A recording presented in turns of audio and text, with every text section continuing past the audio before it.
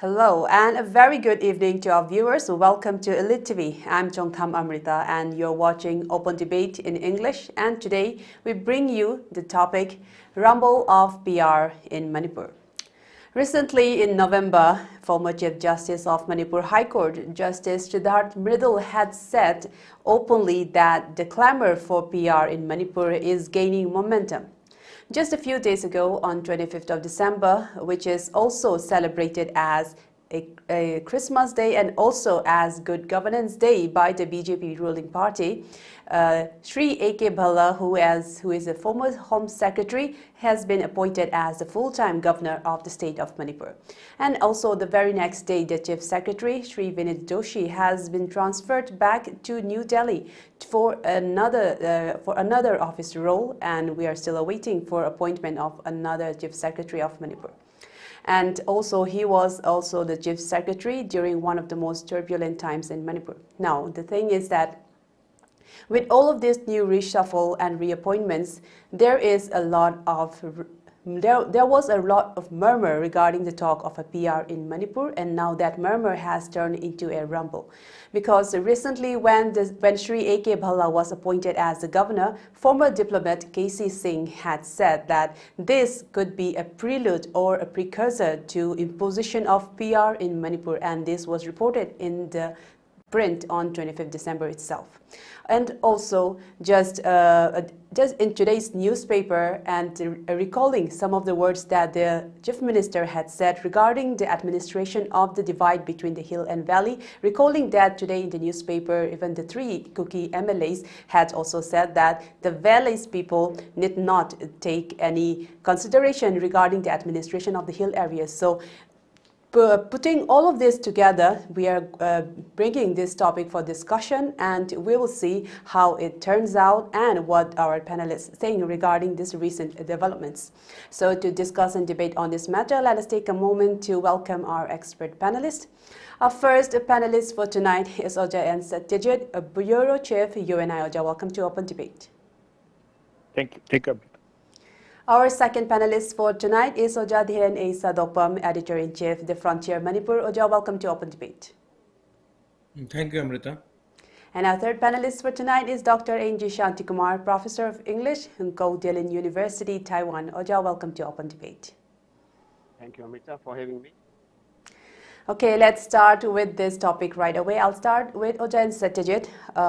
So recently, Oja, as you have heard in my opening remarks regarding this recent reappointments and reshuffles, and also we still know that there is re-imposition, in fact, of AFSPA in 6 police stations, and also we know that the Article 355 is also being maintained, I should say, covertly by the central administration, since it has been, because recently even the Chief Minister had disclosed that he is out of briefing from the intels as well. So all of this together, it just confirms the fact that there is covert imposition of Article 355, as we have been all saying of the same fact. Now, the question is, by looking into all of this into account, do you think that all of this is a prelude to a president's rule in Manipur? But it could also be, we could also be wrong. But what do you think about this, Oja and Satyajeet? Thank you, Amrita. Before we start, let's hope that day after tomorrow is the new year. So we hope we will have a very peaceful new year. And Oja Santi had also his birthday yesterday. So on behalf of the viewers and on behalf of the ELITETV team, I wish Oja Santi a very happy and prosperous year, and hope his children and his entire family are happy, and all the people of Manipur are also happy as we celebrate Oja Santi's birthday. Yes, indeed. And ELITETV also wishes you a very happy birthday, even though it's one day late, Oja Shanti. Okay, Oja Satyajeet, please continue. Thank you very much. Thank you. Yes. I would first start by saying that the government of India has reimposed ASPA in 6 police stations in Manipur. And I would first quote the former Prime Minister of India, who recently expired, Dr. Manmohan Singh. he promised that this law will be replaced by a more human law, and it proves that the former Prime Minister was convinced that this law is not a human law. This law is not supposed to be enforced when people are suffering, and it is a black law, and we refer to it as black law, dark law, whatever. So it is a draconian law, and it should not be imposed on citizens of this country. And this is not imposed in the rest of India except Jammu Kashmir. And the reasons where we see peak of militancy or the crisis, for example, in the Satyajeet area, where we have lots of leftist movement going on, we use the CRPF. The army is never used here. So AFSPA, imposing AFSPA is just like going back to the medieval ages. I would start by saying that I think the best option of the government of India should be to adopt certain policies which are pro-people and which do not harm the people of Manipur, because we have seen enough violences, we have seen enough peg encounters, we have seen lots of widows, we have seen lots of sufferings in Manipur. I think this is the time we put a break on the sufferings of the people of Manipur. And coming to the next issue of the governor, I would say that Mr. Bala, he had been serving as the Union Home Secretary for a full five-year term.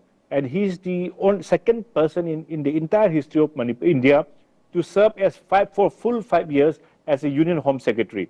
It is a very, very rare thing, and his term was also extended 4 times by the Union government. That means the government of India has full trust on the activities, on the personal capability of Mr. Bala. And Mr. Bala, he has a very good experience in dealing with certain issues like COVID, then Citizen Amendments Act, then imposition of removal of Article 370 from Kashmir, then ban of internet for a very, very long time in Jammu and Kashmir. So he has a very, very long experience of handling very serious issue. And I think the government of India has decided to choose a person who knows the ground realities and who has seen the files of the crisis, because Mr. Bala had been dealing with Manipur crisis since the outbreak of the crisis, because he has been in office for the last 5 years.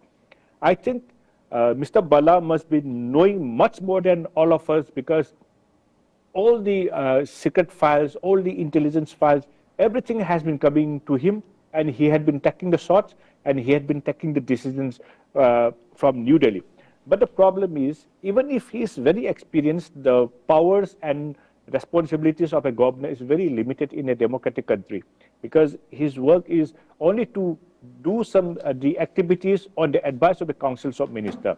If there is full presence rule, then we can expect his activities and works. And I will come to that later.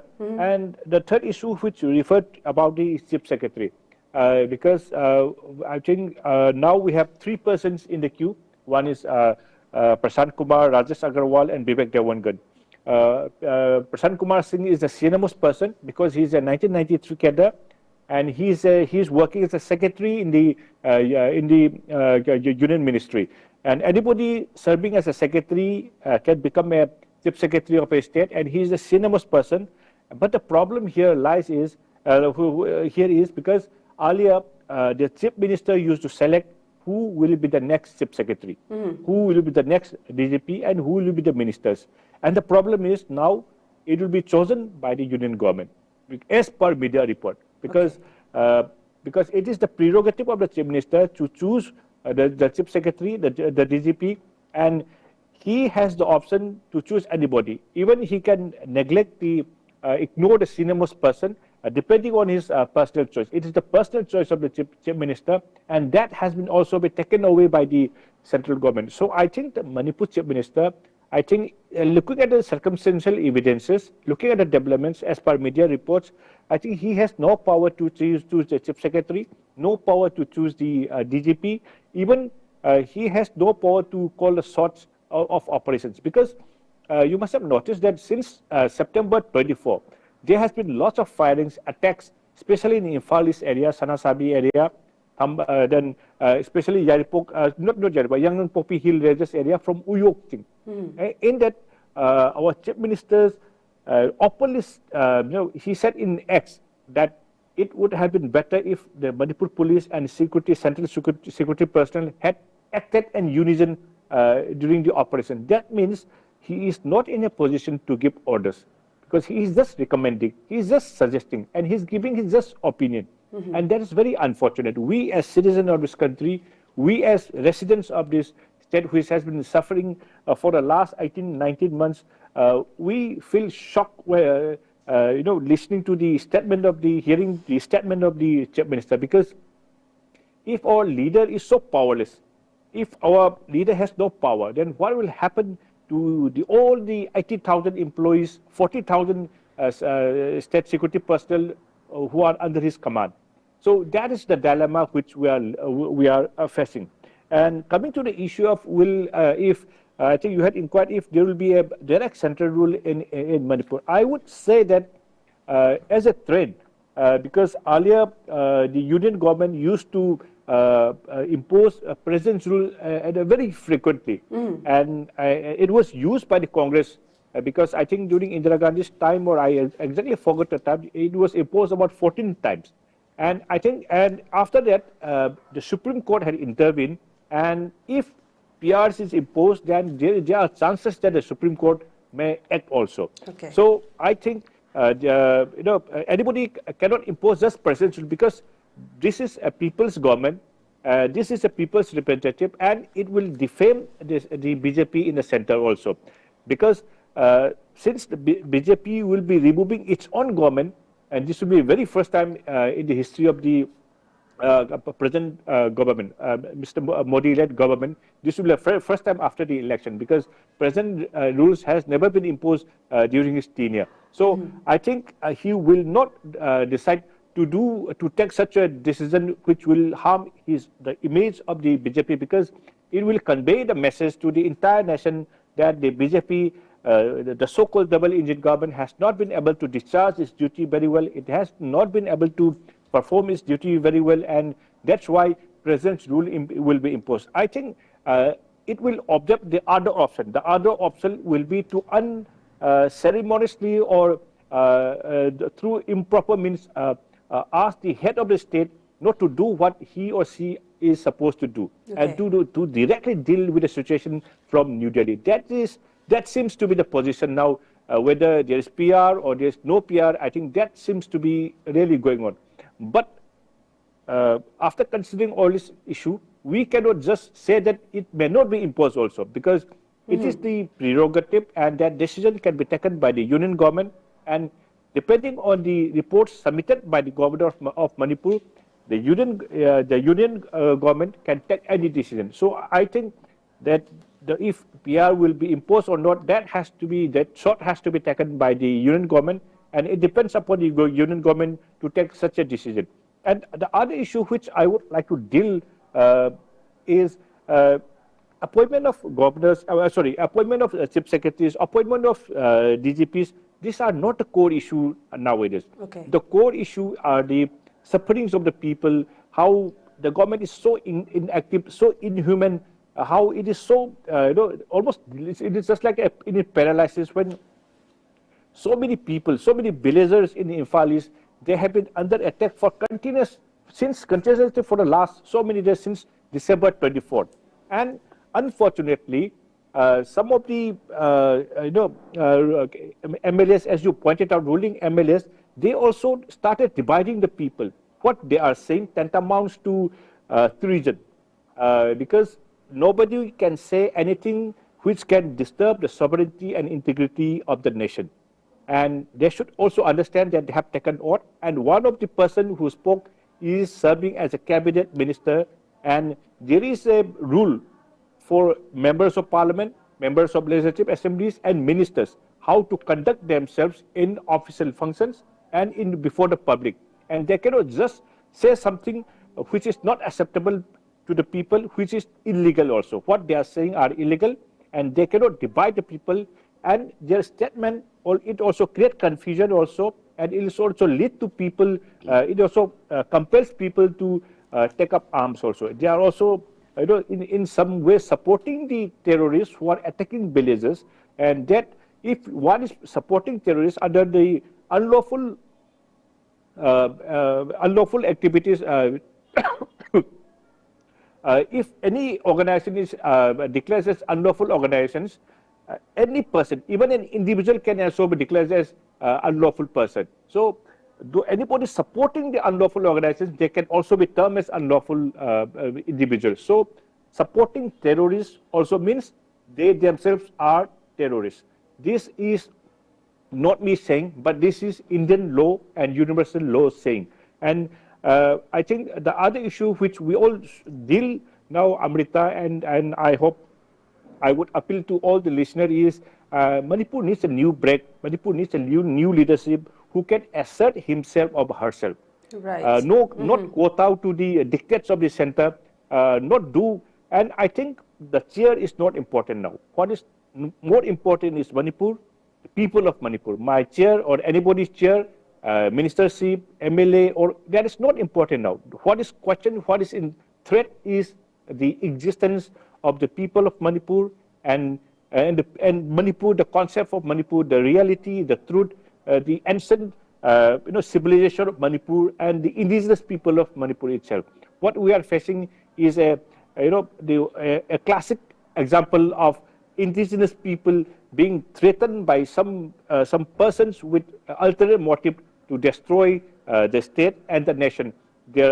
First, they said we want some peaceful land. Now, after a few time, they are saying union territory. After that, after getting something, they will say separate nation. The ulterior motive is the government of India should understand is to destroy the nation. And this is the time we destroy anybody who disturbs the territorial integrity of the nation. Thank you, Abid.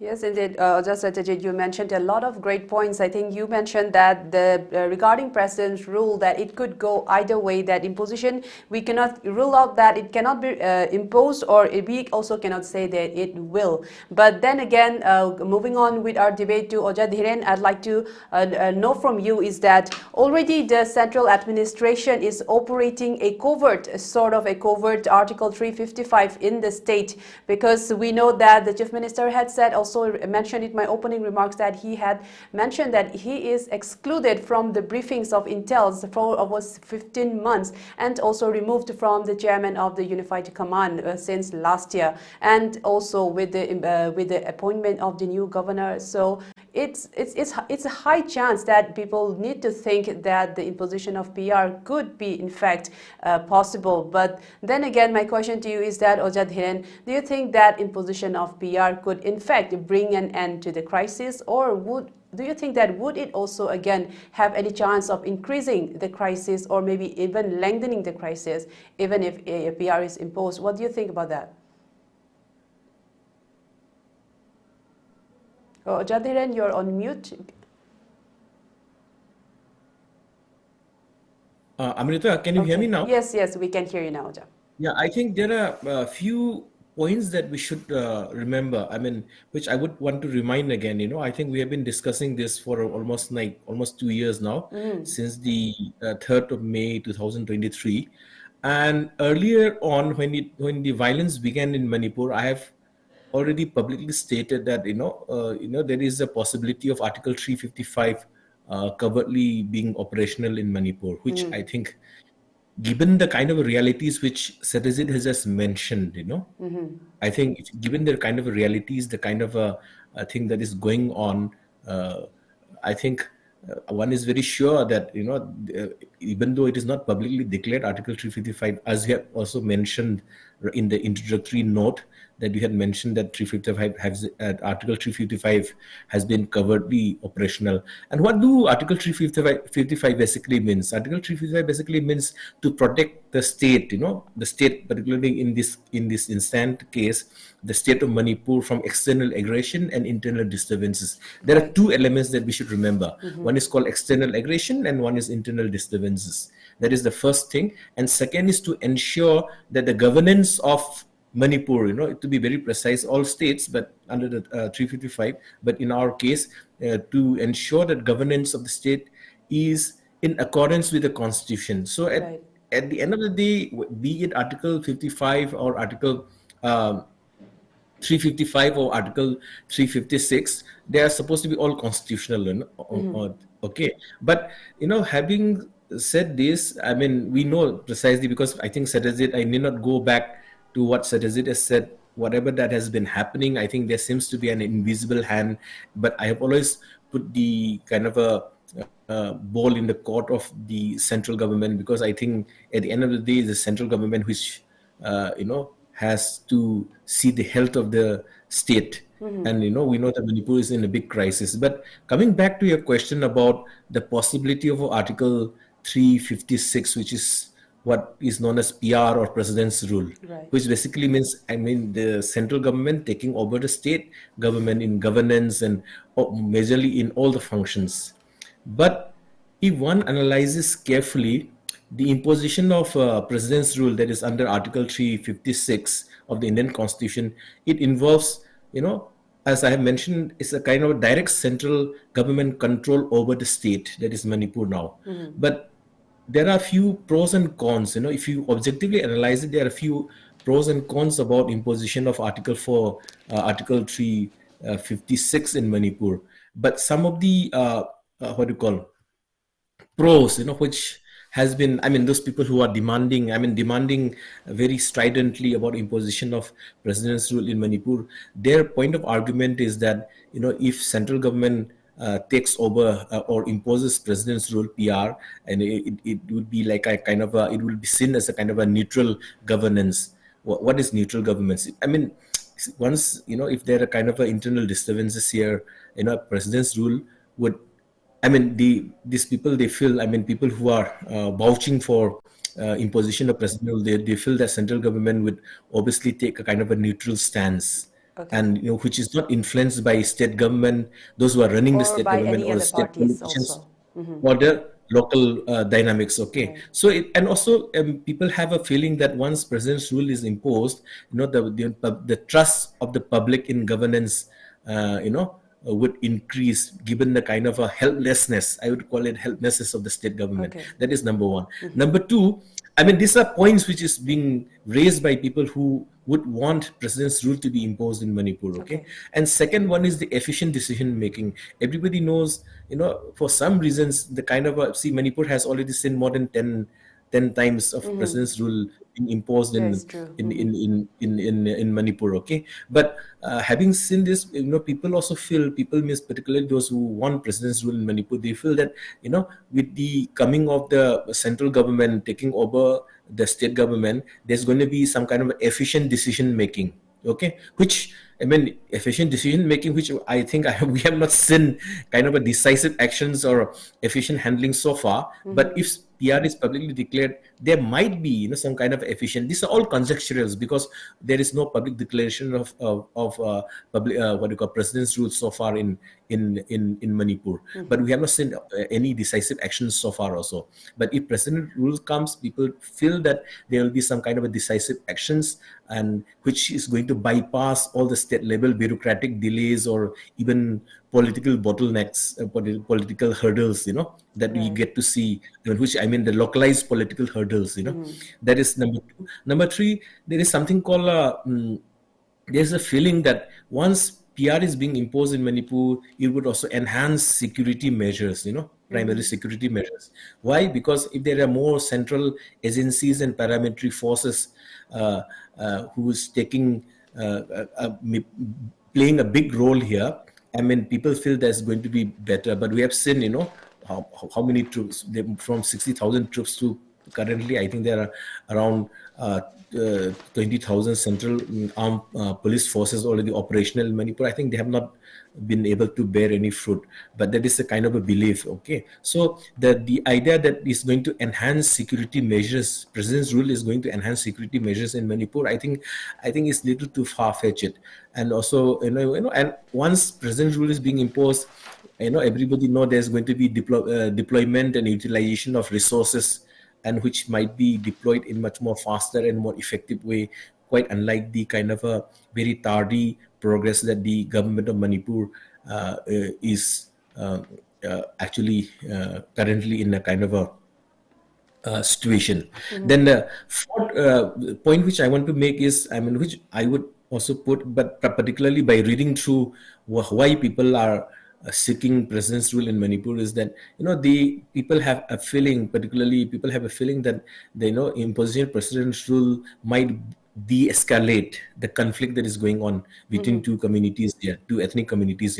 But how is it going to de-escalate? Nobody seems to explain how is president's rule going to de-escalate the current crisis or the violence that is going happening here. But the idea is, if centrally appointed administration takes place, their focus might be on mediation and conflict resolution and all that kind of a thing, which is not influenced by what you call localized or what you call ethnicized political considerations. That is one, number 4. And the fifth point which I want to make also, those people who are particularly, these are all, I mean, even those people who are seeking for president's rule, what they would argue, they think that with the imposition of president's rule, there's going to be institutional strengthening of, some kind of of police. When I say institutional strengthening, means strengthening of the police force, the judiciary, local administration. They'll be all strengthened. Why? Because I think there has been complete what do you call I won't call it paralysis kind of a situation that is happening in Manipur. But these are primarily what I call the pros, I mean, which people who are demanding president's rule would argue, Okay. And on the other hand, one should also remember there are certain cons. Cons means which are not very, why president's rule should not be imposed in Manipur, okay? One is, which Satyajeet also briefly mentioned, that India is basically, if you check into the constitutional history, basically it's a federal, kind of a federal. India basically maintains a kind of a federal structure. So first thing that is going to harm with the impositions of president rule is the democratic concerns. Imposition of president's rule actually would undermine the state government, but we also, on the other hand, we also see the state government is not able to do much so far. Indeed. In the last almost 2 years, they have not been able to do anything, So president's rule would obviously undermine the state government, but state government, since it's already like not been able to do much, people still expect that, they are going to do, center is going to do something. But if you see it from a kind of a very political, analytical kind of angle, this is going to undermine democratic concerns. Okay, that is number 1. Undermining democratic concerns.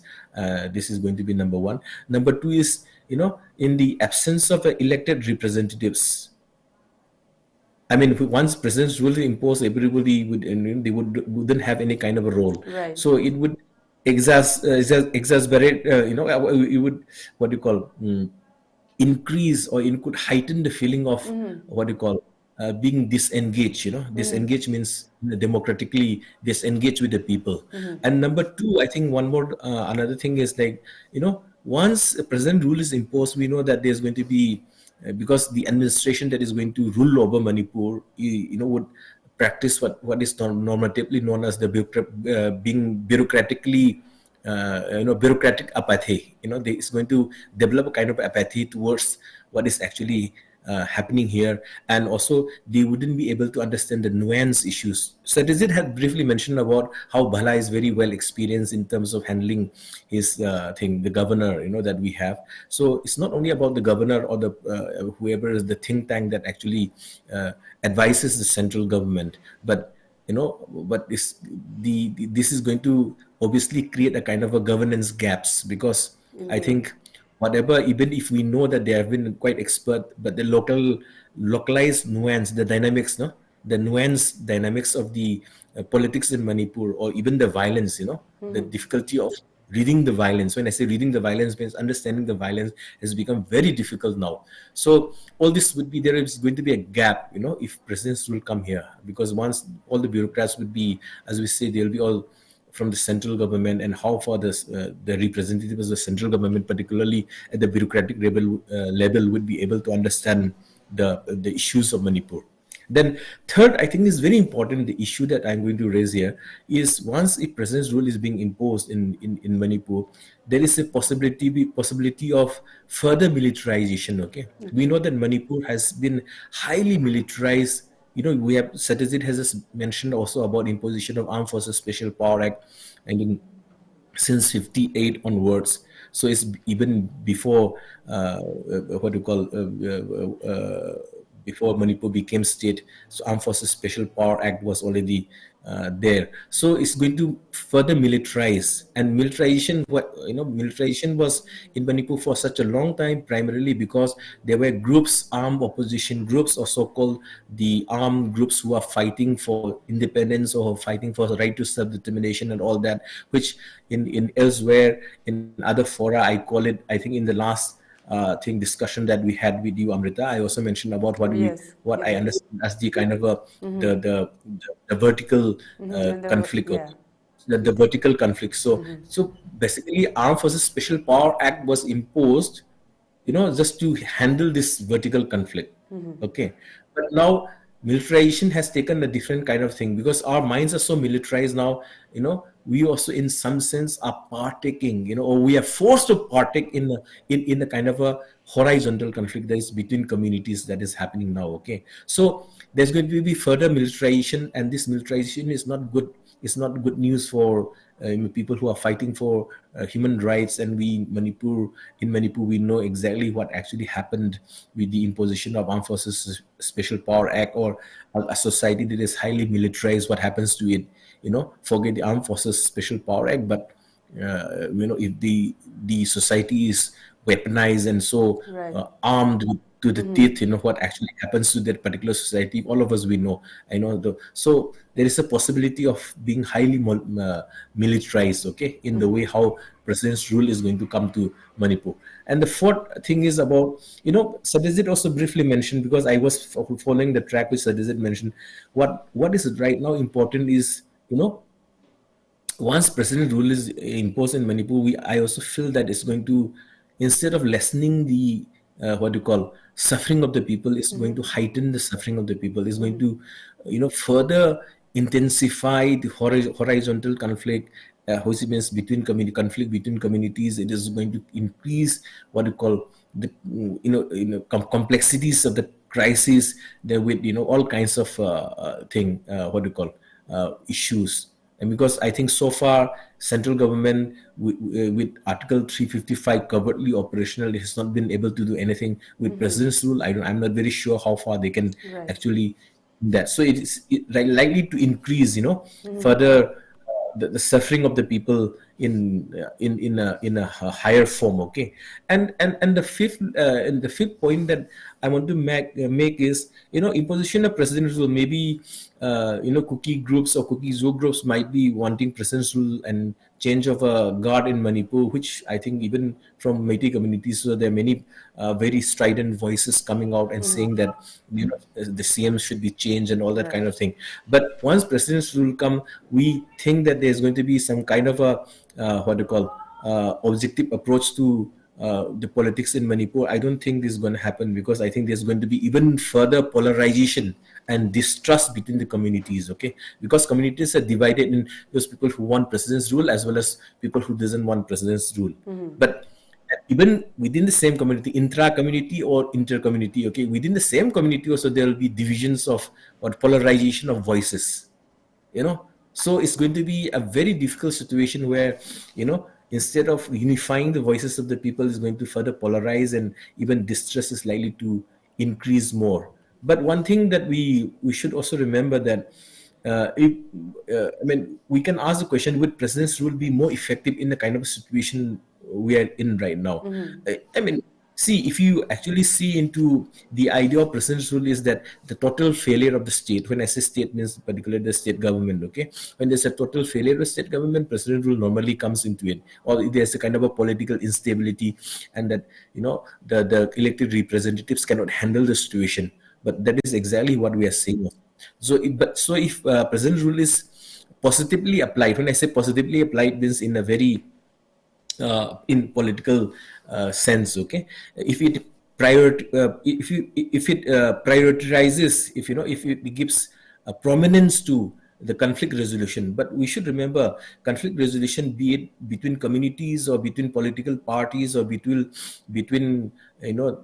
many federal states, or between interstate or horizontal or vertical conflict, whatever conflict, there are many ways of resolving conflict. Okay, so in conflict is either the opponent finishes of the other opponent completely, that also actually resolves the conflict. Okay. The other thing is, if one cannot finish the other person completely, there has to be, or if one cannot finish up the other completely, there has to be some form of a dialogue. But all that can come through a sense of governance, flowing down in a very smooth way. Okay. But we know that humanitarian crisis has already started in Manipur, and it's going to be very, very difficult. And how President Su is going to stabilize the situation, I'm not very sure how it's going to unfold. And because at the end of the day, what we are discussing right now is all conjectural, because President rule has not been imposed as yet so far. So these are some issues that I would want to bring forth. But one should, as I mentioned before, if President rule is not been handled, if it comes at all, okay, if it is being imposed in Manipur at all, it's going to further worsen the situation. That is what I feel.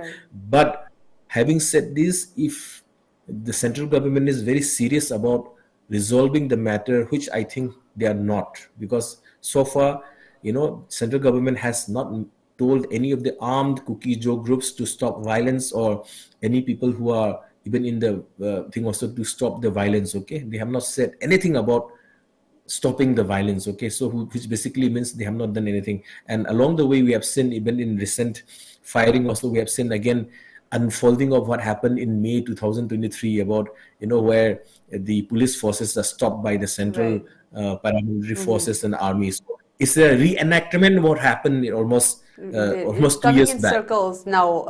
So everything that happened before is now happening again. Yeah, so we are back to square one, again, replaying the same kind of a thing. So I'm not very sure if President's rule would be at all effective or not. But and also one can question the sincerity of New Delhi, because at the end of the day, very good point, I think New Delhi is very, very sincere about approaching the issues. And as Satyajeet has also mentioned in the previous, he had submitted earlier, Satyajeet has said that right now what is important is, number one, the community who are suffering, okay, who are suffering economically, socially, and also we are having lots of economic hardships currently. People of Manipur are facing lots of economic hardships, particularly the valley people and all that kind of thing, because we cannot go through the Dimapur way. That is, we cannot cross Kangpokpi, and down south we cannot go beyond Churchandpur, and also economically it's become kind of a very it's rather drastic. So I think suffering of the people, I think is going to go on for a while, and until if something drastic is being done. When I say drastic, means I'm not very sure imposition of President's rule is going to solve the issue at all. But if New Delhi wants to take a decisive action, they can do it with or without President's rule, or even Governor's rule. So it's not important whether President's rule or Governor's rules has to be there, but if they're very sincere about actually handling the situation, I think it's very easy that they can do it as it is, with the arrangement that it's presently going on, is what you mean, right, Oja? Okay, thank you very much. I'll move on to Oja Shantikumar. I think Oja Dhiren has highlighted very good points regarding the pros and cons of PR in the state. If it could really benefit, or it could really even exacerbate the crisis, in fact, because there's a lot of things at play, and just an imposition of PR is not just a flat-out blanket solution to this, is what Oja Dhiren said. But what got my attention is that Oja Dhiren had said that whatever is arranged presently in Manipur, this covert Article 355 and the Chief Minister having no power of its functionaries and administrative machineries, since New Delhi has already covertly being operated in all the machineries and administration in Manipur even now, and they have not come up with any solution, how can a president rule be of any full solution, is the question that caught my attention. And also, just Satyajeet highlighted just before that there have been 14 times that the president rule have been enacted in Manipur. But so, Oja Shantikumar, I think you may have experienced, I think we may have experienced that in those times. So my question is that, do you think there have been any effectiveness or anything that was like the pros of the PR? Could it be seen during that time, or do you think that the cons are more than those pros? And also, given this situation in Manipur, do you think that it will still apply?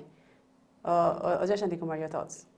Amrita, I think I totally agree with Dhiren when he talks about the pros and cons, and especially, even PR is imposed in Manipur. I think there will be no change from the situation right now.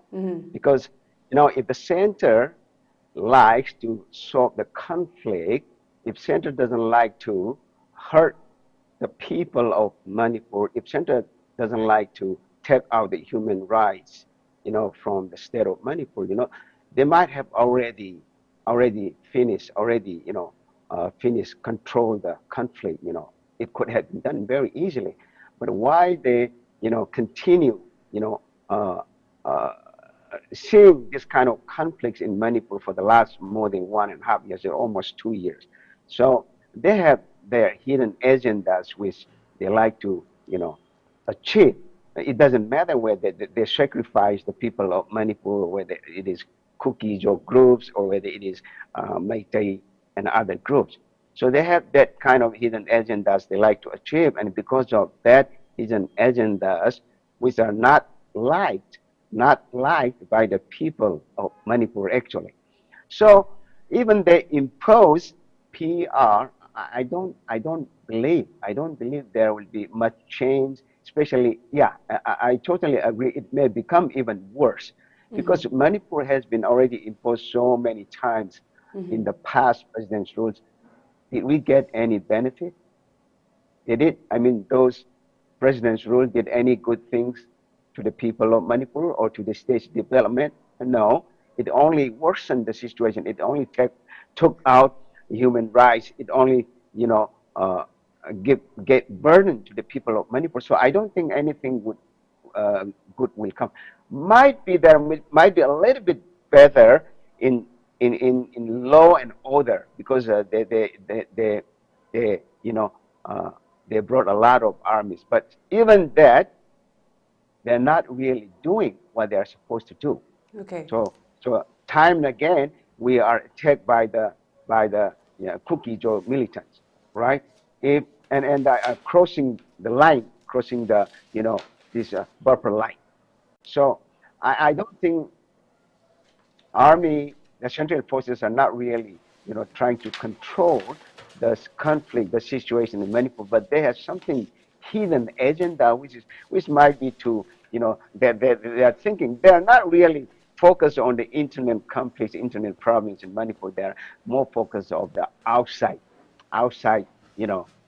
impact, might be from China, might be from Myanmar, So I think their focus is more on that, and their focus is also more on the Kaladan project. They like to complete it. So I don't think president's rule will bring anything. In case if president rule is imposed, of course, this will also destroy. This will also taint, spoil the name of BJP because this is. They always accuse the Congress government, right? Okay, all right, because of during the Congress government, all the presidents will happen in the past. They always accuse whenever BJP party likes to talk about against Congress. They always accuse. So actually, this also will destroy. This also will spoil their names actually. So it won't be that easily imposed. It won't be imposed that easily. But in case it is imposed. But then still, I don't think any better results will come out because their main goal is not to finish the conflict which is going on, but their main goal is something else, something hidden agenda they have. That's why they never try to finish the conflict. I think I will keep this way. Yes, Shantikumar, you raised a very good point that by not imposing PR at the risk of the ruling central government of being seen as some kind of a dark mark as in his administration during their term, by not doing that, or maybe something specific regarding the solution or resolution of this crisis, by not imposing the PR, that is also the same as by not bringing any resolution to this crisis. It is already giving this the legacy of this current regime a very bad name, in fact. So on that note, Oja Satyajeet, you also said earlier that the Prime Minister Modi, if in fact he did impose the PR in the state, it would be the first in his regime in all of his almost 10 plus term as a Prime Minister. And also recently, July this year in Rajya Sabha, he also said that in such a small state like Manipur, PR have been imposed almost more than 10 times. I mean, he was accusing the Congress government of imposing PR, and so by that statement, if we take it, interpret it, that he may not resort to PR, but and also he thinks of PR as some sort of eroding of democracy and federalism. So if that is his mind, do you think that what Oda Shantikumar said, by not imposing PR or any kind of solution, or especially politically, by not doing any of that, do you think that it is actually enhancing his image? Because we know that the Prime Minister is very conscious about his legacy and image, but also by not being concrete about providing a solution, that is also tarnishing his image and legacy as well. So just Satyajeet, what do you have to say to that? Amrita, we had a very thoughtful discussion so far, and I would further add by saying that the government of India, especially the Prime Minister, I think he seems to be unaware of the realities, unaware of the sufferings of the people. He seems to be unaware about the the ways things are developing in Manipur. And I think if he has been misinformed or he is not ready to accept the reality, and if we look at the statements he has been giving, the union ministers are giving, they keep on changing. If the statements keep on changing, it means they have not understood the situation. If you if you say something else today, if you say something else tomorrow, if you say something else day after tomorrow, it convey a message to the people that they have not understood the stark truth about Manipur. And they seem to simplify the issue in Manipur by saying that people in Manipur have been fighting for a very, very long time among themselves. And this is a very, very harsh statement from some union ministers, which we are not ready to accept, because if people are fighting, there has to be some issue. And we have to see which group are fighting. For example, in the 1960s, there was fight between the Kukis and the Mars, and later there was a clash between the Kukis and the Nagas, and then later there was a clash between the Kukis and the Paites.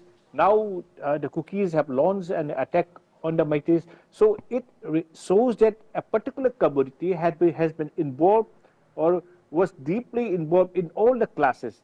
So we have to understand why this particular group, they are fighting with all the community. And if you look at the history of how they consolidated, other groups by fighting, I think they are trying to adopt it on the indigenous people, because they had been very successful with the Nagas, because when they fought with the Nagas, they had been able to, change all the names in More, and so far, till that, all the Nagas who had been living in Chandel, especially in More area, till now they are not able to return to Chandel.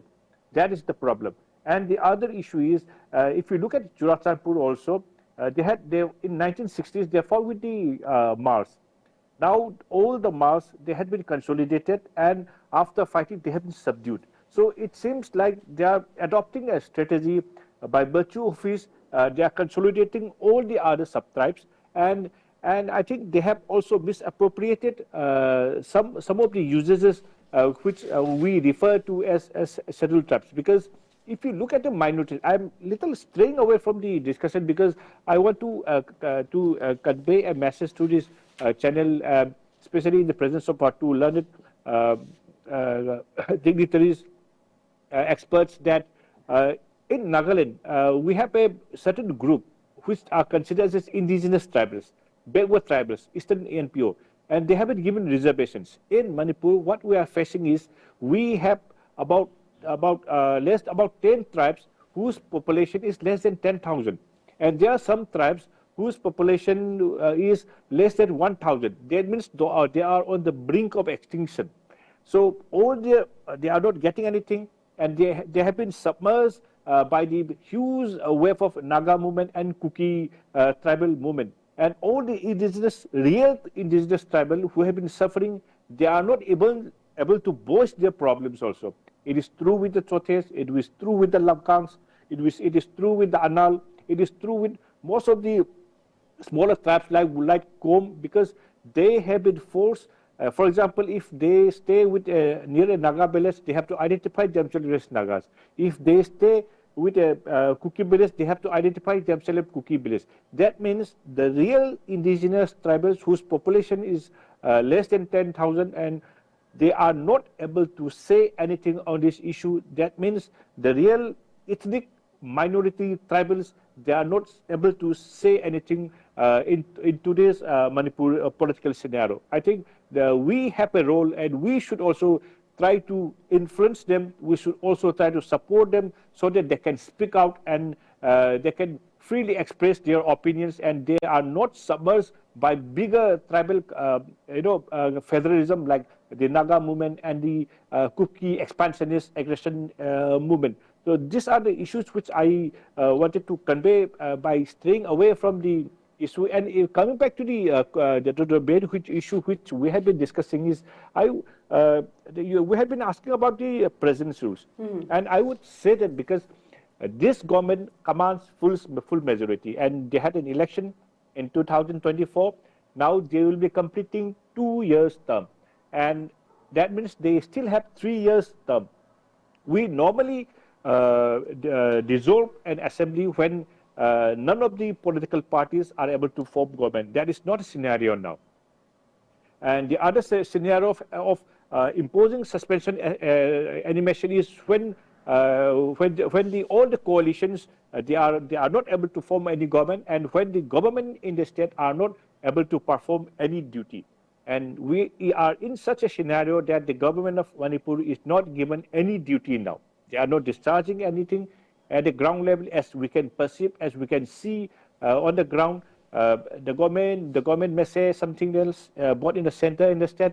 And if you look at the Jirbam incident, when 6 people, especially women and children, they were massacred, abducted and massacred. When the matter was put up, the center, the court simply said that this is a state subject, and the state should have intervened. They should have done whatever necessary to rescue them, because all the 6 women and children, they were taken away in the Barak River. The government had enough information.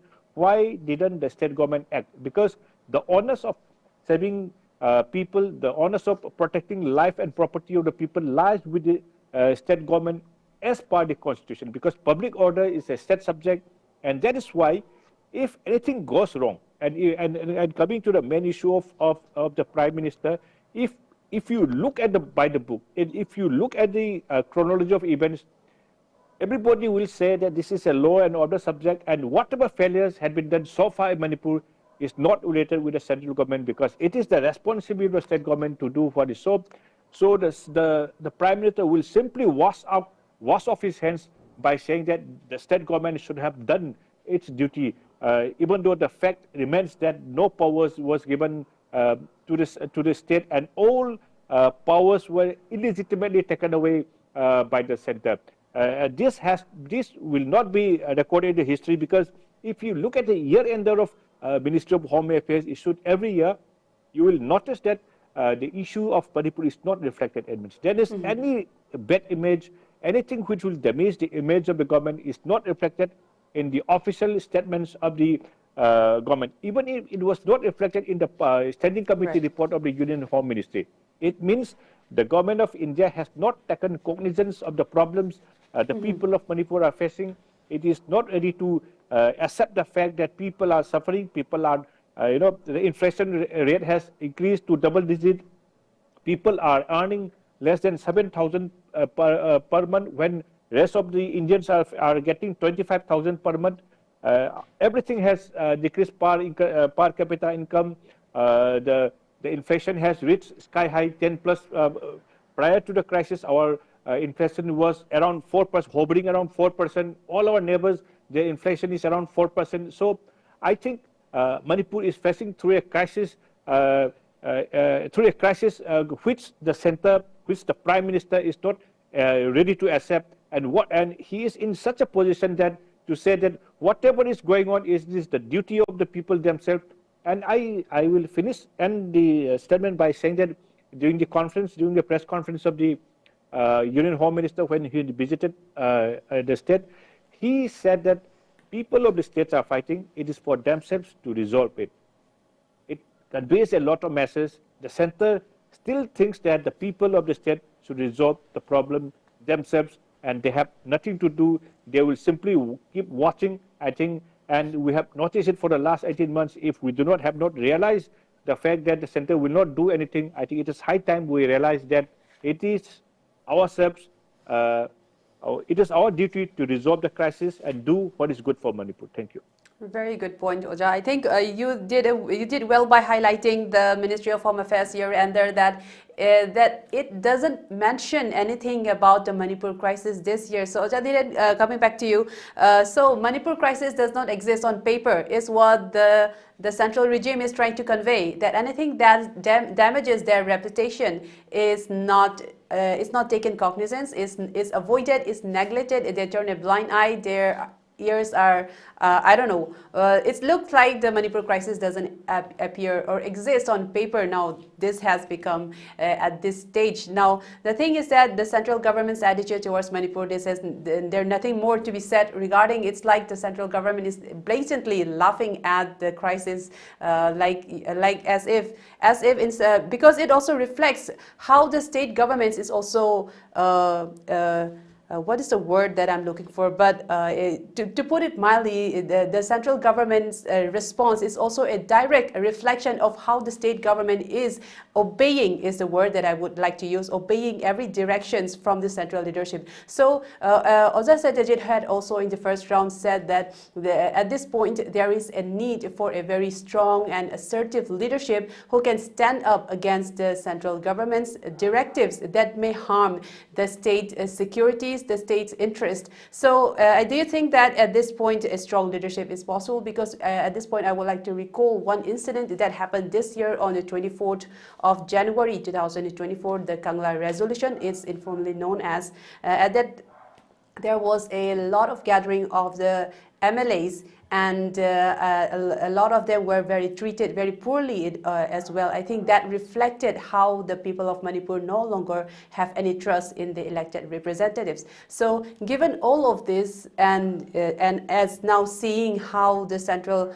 government also does not want to take cognizance of this issue, as Oja Satyajeet highlighted, do you think it is time for really, although I know that you were in fact against imposition of PR, but do you think that by imposing PR in the state and holding fresh elections would somehow manage or stave off this burning crisis in Manipur?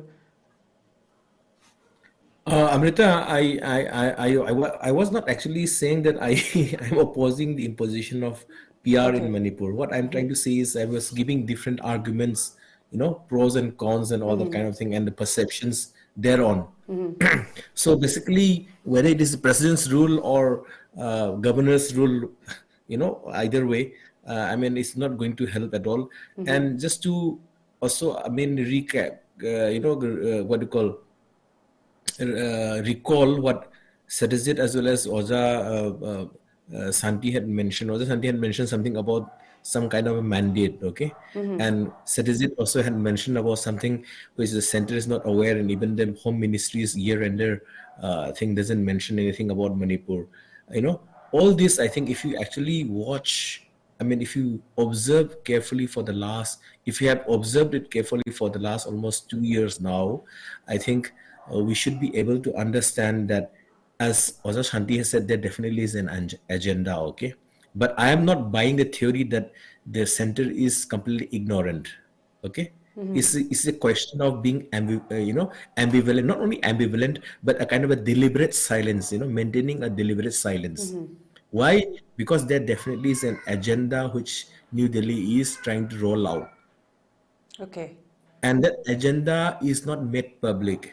Okay. So when the agenda is not made public, it is for the citizens, particularly concerned citizens like us, like Oza Santi and like Oza Satyajeet and all, for us all to guess, okay? And the kind of the most nearest guess that we have is, as I have always mentioned, the geopolitical issues that India is having. But I think perhaps the government of India's think tank had been either wrongly advised, and hence the Prime Minister's total silence over the issues in Manipur. And when the Home Minister speaks, he speaks in many tongues. The first is that the Chief Minister is cooperating and blah blah and all that kind of thing, but nobody seems to know what is happening.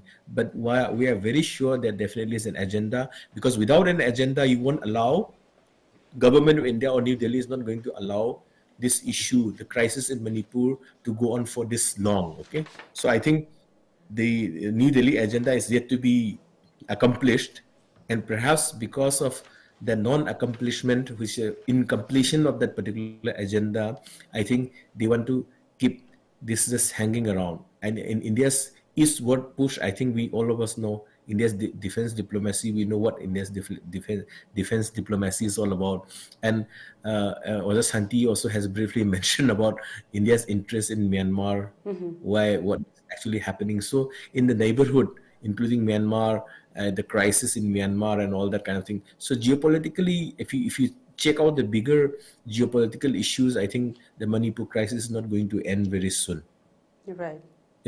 Who knows, it's going to even escalate. Okay, so whether it is president's rule, governor's rule, or whatever rule that is, at the end of the day, what we have in Manipur is a BJP-led government, or BJP government rather, and in the center also BJP government. They are all one and the same.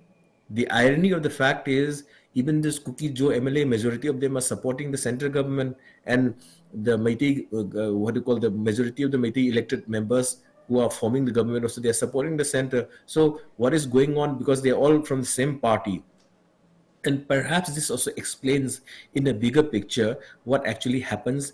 And even if we cannot unearth, or dig out the agenda that New Delhi has, but it is all for to have a wild guess. But having said this, Amrita, I think we should also remember, there are people who argue that the Prime Minister's silence is, in fact, he is being very cautious about, what kind of a move that the BJP is going to make over Manipur. And there are people who, in fact, argue that PR, if it is being brought to Manipur, it is going to undermine the federal principles, as if BJP or the kind of a New Delhi regime had been always supportive of the the federal structure that we have. If you check out in the last two terms that the Prime Minister Modi had ruled New Delhi, we have seen there is this loosening, or kind of a not loosening, but a kind of a gradual disappearing of certain federal principles that we have seen all across, be it with the all kinds of new legislations that the union is trying to introduce on the floor of the house, or anywhere else. There's some the center is going to bypass the kind of a federal structure. So the commitment to federal structures, I think, has not been the kind of a primary motive that the BJP government in the center has, and hence undermining of the state government that we see even in Manipur, because Manipur has actually, if the elected representatives, they have a public mandate. They should be able to decide. If they have not been able to decide, means there definitely is an agenda. And what is that agenda? That's the big question that we have to ask. But we should know that, while in the last almost 2 years, I think 19 months now, in the last almost 2 years now, I think federal structure has been more or less, I think that so-called India's commitment to federal structure has already eroded, So these are the political implications that we get to see here, So I think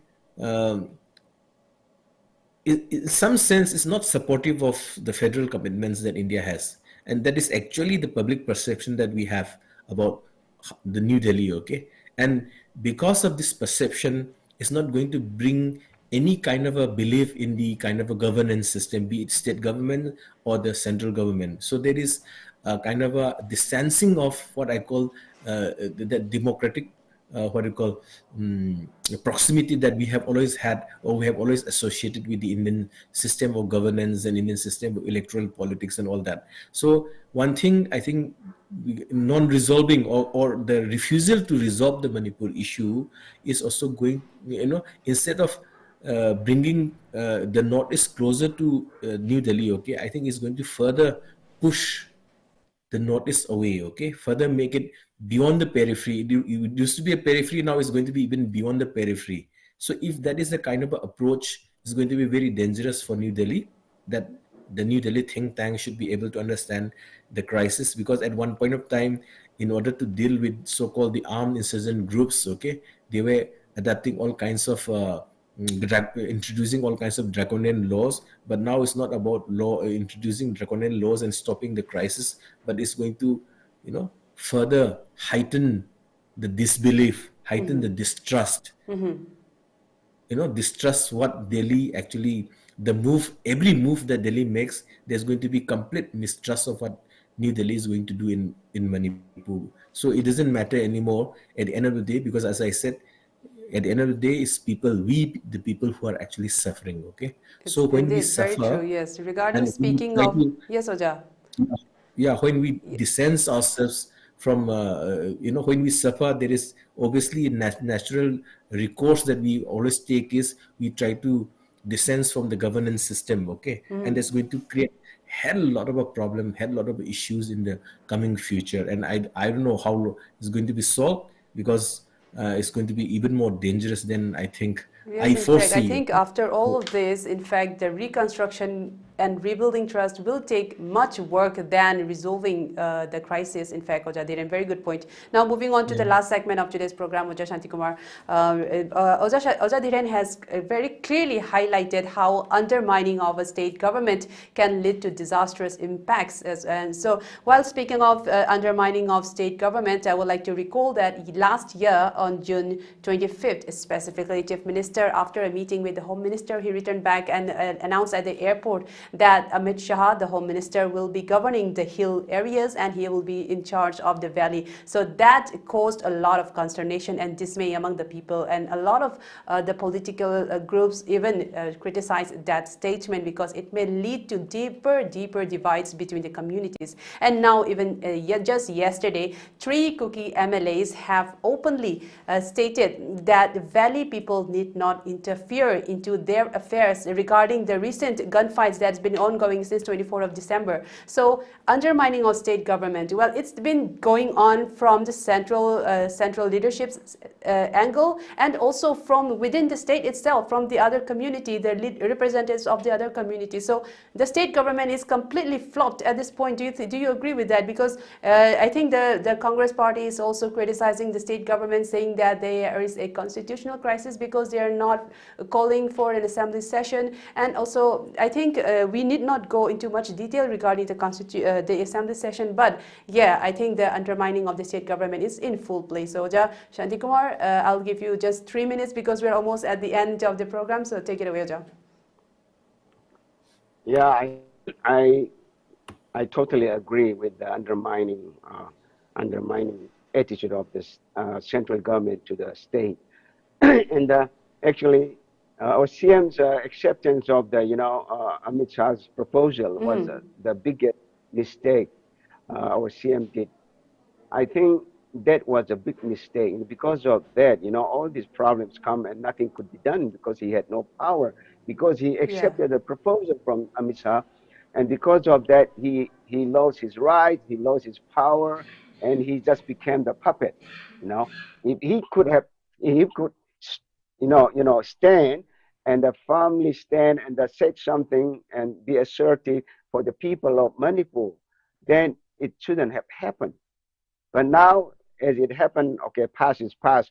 But what we can do is, as we are talking right now about the PR, rumbling about PR coming to imposing to the states, I think PR's coming, PR's rule will only undermine the democratic norms in the state, and it will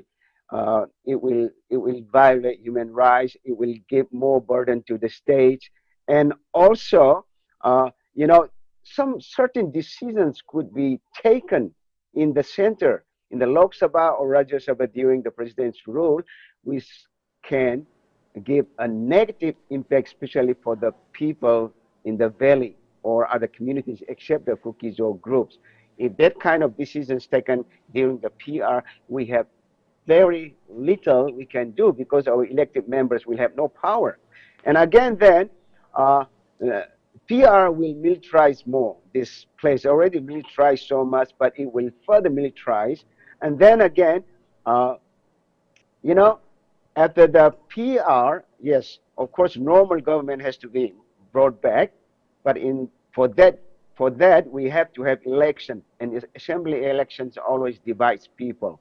You know, people in the valley, you know, those people who are living together lovingly, they will be divided totally again because of the election, because they have different ideologies, different parties they support, and and also we have to spend a lot of money, a lot of time, and people will be polarized, and the waste of time, waste of money. So what good thing will bring PR? Imposing PR, nothing good will bring PR. Bringing PR, imposing PR in Manipur will bring nothing good except worse things. So we already have suffered so much because of economic crisis, because of no work, no earning, and because of highway problem. And when president rules come, the economic situation will be even worse, and it will be worse. So I don't think it will bring anything good. But in case if the president rules imposed, then we people have to think something else. We people have to think something else what to do, I think. But it won't be easy to impose PR, because they don't like to tarnish, they don't like to change, they don't like to spoil, they don't like to put a dark mark on BJP's rule, you know, especially Modi. PM Modi is such a egocentric person, you know. He is such a naive, he is such a ignorant PM. I think, you know, inside India, PM is like worshipped by the BJP followers. But you know, outside, if you go outside India, how we hear in Taiwan, how we hear in China or in Japan, there is very little good things about this PM actually. And let me just be frank, how people talk about the PM. You know, I think, and he even imagined himself as the son of God, not a biological son. What kind of PM? What kind of ego he has? You know, because of all these things, he doesn't like to visit Manipur. He doesn't like to say a few words to finish the conflict. So I have never seen any PM, especially in a democratic setup, in a democratic country, who doesn't care about delivering a few words to finish the conflict, which has been going for the last almost 2 years. I've never seen such a PM. Yes, indeed. Yes, indeed. So that is what's it's a the very most tragic sad- thing of yeah. all that's happened, including all the murders, the deaths, and the missing people. The silence of the prime minister. But and again, also, you did highlight that there could be some agenda of the central government, and it is being kept in a very big suspense. So we'll wait and see. So we are kind of counting that the PR could be one of them, and we cannot completely rule out a PR imposition, or even we can neither say that it will be. But then again, the fact remains that the state machinery, especially the machineries and the workings of the state government, has completely flopped. And it looks like even though the Home Ministry Secretary had said that the law and order resolution is in the hands of the state government, it looks like that has also gone out of the picture, considering how the state government is run at this point. Now, on that note, I'd like to wrap up today's episode. I'd like to thank our speakers, Oja Shantikumar, Oja Satyajeet, and also Oja Dhiren, for joining us and giving us your thoughts and your insights. Thank you all once again. And wish you all a very happy New Year from ELITETV. And I would like to thank our viewers once again for tuning in tonight. We will be back again next Monday, which will fall on 2025. And also I want to wish you from ELITETV a very happy New Year and a very prosperous 2025. On that note, I'd like to wrap up. This is Amrita signing off. Have a good night.